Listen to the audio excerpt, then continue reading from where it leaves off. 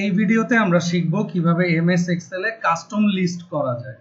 Custom list আসলে কি এটা আগে আমরা বুঝি।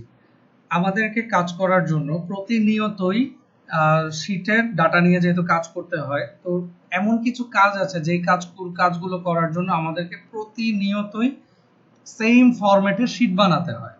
সেম ফরম্যাটে যদি আমি শীট বানাতে চাই তাহলে কি হয়, দেখা গিয়েছে যে আমার হয়তো কোনো এমপ্লয়ির স্যালারি ডাটাবেস আমাকে মেইনটেইন করতে হচ্ছে।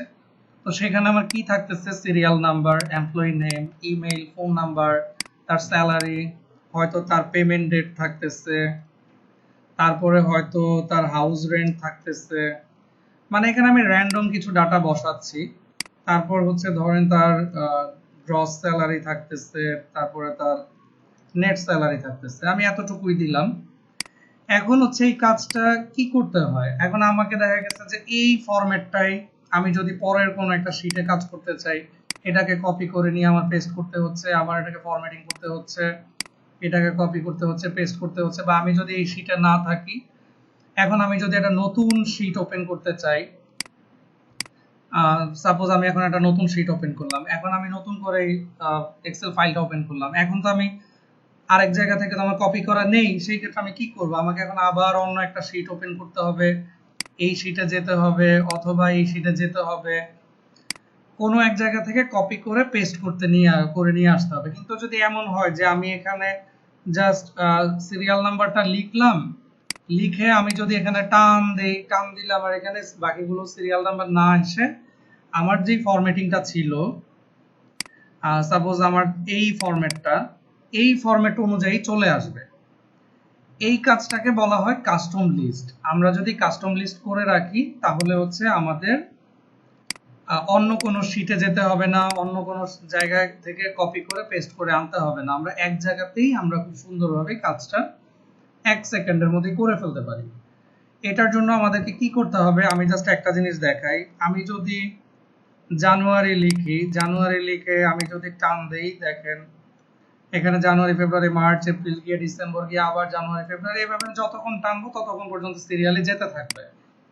আমি যদি এ লিখে যদি আমি এখন নিচের দিকে টানতে থাকি, দেখেন এবিসিডি থেকে একদম জেড পর্যন্ত গিয়ে আবার এবিসিডি হয়ে জেড পর্যন্ত গিয়েছে। কিন্তু আপনারা যদি আপনাদের ল্যাপটপে বা আপনাদের ডেস্কটপে বা আপনাদের এক্সেল ফাইলে যদি কাস্টম লিস্ট করা না থাকে, আপনারা যদি এই জানুয়ারি লিখে টান দেন বা এ লিখে টান দেন, তাহলে আপনাদের এ থেকে জেড পর্যন্ত আসবে না, যদি না কাস্টম লিস্ট করা থাকে। আসুন আমরা দেখে নিই কিভাবে এই কাস্টম লিস্টটা করা যায়, যাতে নেক্সট টাইম থেকে আমাদেরকে কপি পেস্ট করতে না হয়। আমি চাচ্ছি আমার এই ফরম্যাটিংটা এই সিকোয়েন্স অনুযায়ী কাস্টম লিস্টে থাকবে। সেই ক্ষেত্রে আমাকে যেতে হবে ফাইল অপশনে।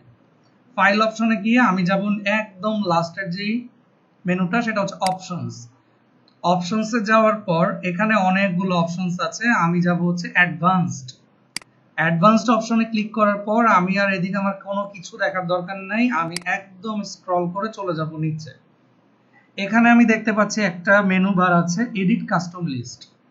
এডিট কাস্টম লিস্টে যদি আমি ক্লিক করি, ক্লিক করার পর দেখেন এখানে আমার কিছু কাস্টম লিস্ট রেডি করা আছে।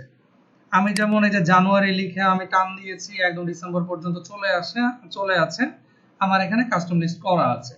হাই, মিডিয়াম, লো নামে আমার একটা লিস্ট করা আছে, এ থেকে জেড পর্যন্ত আমার করা আছে, ভেরি গুড, গুড, এভারেজ, এরকম কিছু র্যান্ডম কাস্টম লিস্ট আমার করা আছে যেগুলো আমার ফ্রিকোয়েন্টলি লাগে। এখন আমার নতুন করে এই লিস্টটাও আমার প্রয়োজন। সেক্ষেত্রে আমি কি করব, আমি ক্লিক করব অ্যাড অপশনে। অ্যাড অপশনে ক্লিক করার পর দেখেন এখানে একটা অপশন আছে import list from cells. That means এখানে আমার রেঞ্জটা সিলেক্ট করে দিতে হবে। আমি এখন রেঞ্জটা আমার সিরিয়ালটা কোথায় আছে, এইখান থেকে শুরু করে এতটুকু পর্যন্ত আমার রেঞ্জ, আমি রেঞ্জটা সিলেক্ট করে দিলাম।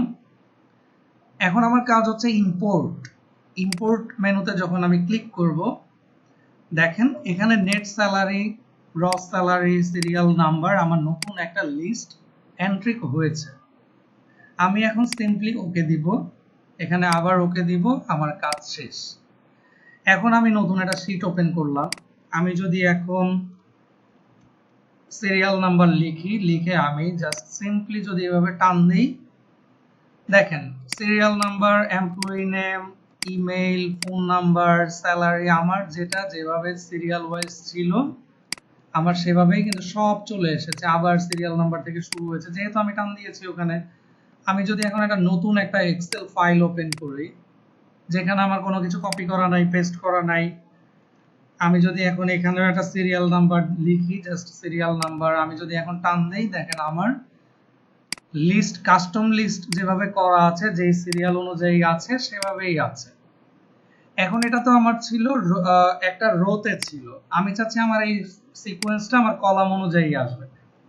তাহলে আমি এখানে ধরেন আমি নতুন করেই করি, আমি সিরিয়াল নাম্বার লিখলাম, লিখে আমি যদি একদম নিচের দিকে টান দিই, টান দিলে আমি কি দেখতে পাচ্ছি, আমার এই সিরিয়ালটাই কিন্তু এখানে সিরিয়াল অনুযায়ী কলাম আকারে আছে।